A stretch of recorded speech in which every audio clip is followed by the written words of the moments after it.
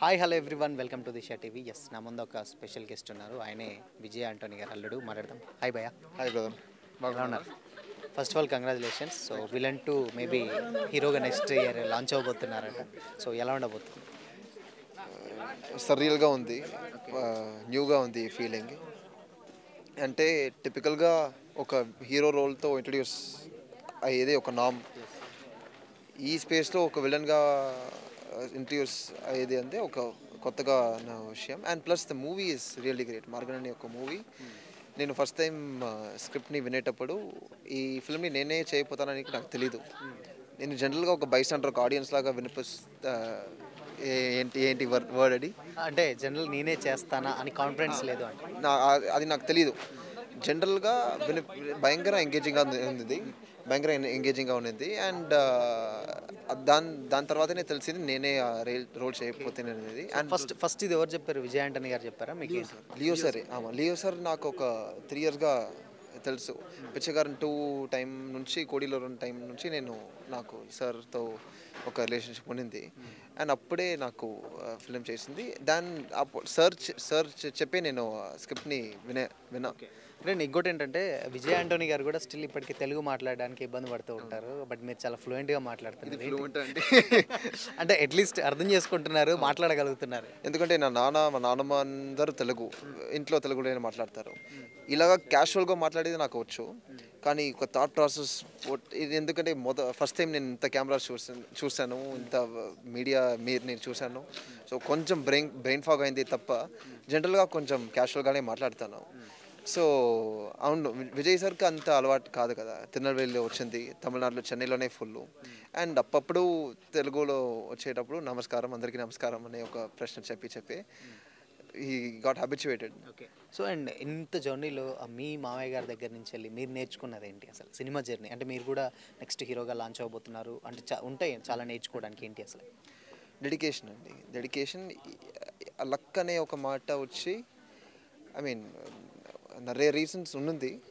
Of course story and screen play, team, quality of the film అని நிறைய reasons ఉన్నది.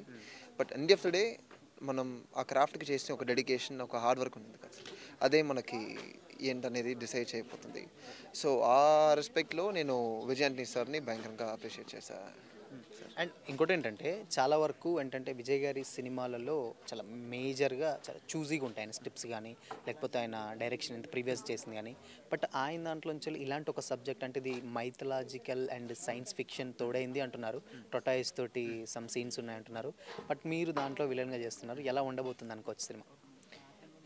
ఖచ్చితంగా మీరు ఫిలిం స్టార్ట్ చేసేటప్పటి నుంచి ఎండ్ వరకు ఎడ్జ్ ఆఫ్ ద సీట్లో మీరు ఉంటారు.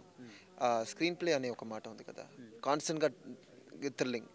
ఒక్క 5 మినిట్స్కి వాట్స్ నెక్స్ట్ అనే ఒక ప్రశ్న మీరు అడగపోతున్నారు.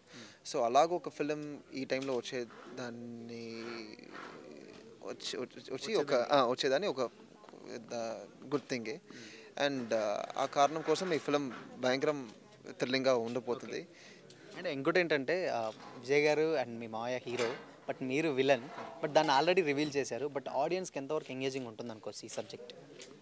విలన్ హీరో అనేది, ఐ మీన్ ఏదో ఒక ఫామ్లో రివీల్ అవబోతుంది. బట్ దాన్ని తప్ప ఈ ఫిల్మ్లో நிறைய లేయర్స్, ఇంకా చాలా లేయర్స్, ఇంకా మీరు చూసే సూపర్ న్యాచురల్ ఎలిమెంట్ వచ్చి భయంకరంగా ఉంది. అండ్ స్క్రీన్ ప్లే వచ్చి మనం 2 మినిట్సే చూసాం, ఇంకా 2 అవర్స్ ఉంది. సో ఆ కారణం తప్ప it will be a lot more content for you to congest and ingest and so ఆ కారణం కోసం that'll be a lot more for you to see. And trailer లెవెల్లోనే మనం చూపించాం. సో తెలుగులో what is your favourite hero? Favourite hero ఇప్పుడే అడిగారు. I don't have any favourite hero such. But first వచ్చి నేను ఇప్పుడు కూడా విజయ్ దేవరకొండ సార్ నాకు భయంకరంగా, ఒక అర్జున్ రెడ్డి ఫిల్మ్ని ఒక 60-70 టైమ్స్ నేను చూస్తాను యాక్చువల్గా ఇలాగా. అండ్ భయంకరంగా బ్యూటిఫుల్గా ఒక film Sandeep Reddy sir. And Allu Arjun sir films నాకు భయంకరంగా నచ్చింది. జనరల్గానే తెలుగు మూవీస్ రీసెంట్గా హిత్రీ చూసా. హిత్రీ నాకు బాగా నచ్చింది. అవును. సో ఆ కారణం కోసం. అండ్ నాని సార్ కూడా నాకు భయంకరంగా నచ్చారు. సో జనరల్గానే అన్ని ఫిల్మ్స్ నాకు నచ్చాయి, అన్ని హీరోస్ నాకు నచ్చాయండి. ఫైనల్గా మార్గన్ గురించి ఏం చెప్తారు? మార్గన్ వచ్చి చూసే ఆడియన్స్కి ఒక ట్రీట్గా ఉంది. ఇచ్చే 200 రూపీస్కి 250 రూపీస్కి వర్త్గా ఉంది. అండ్ మీరే జూన్ 27 చూడబోతున్నారు. చూసేయండి ప్లీజ్, మీరు కూడా చూసేయండి అండ్ చూసి చెప్పండి. Thank you so much and all the very best. Thank you.